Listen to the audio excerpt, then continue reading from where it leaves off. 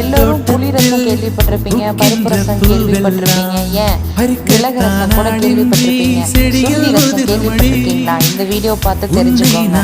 இந்த ரசத்தை சுருதி ரசம். ஆசையுடன் கை விரல்கள் கேட்காமல் பறித்திட போகுதடி என் இதயம்.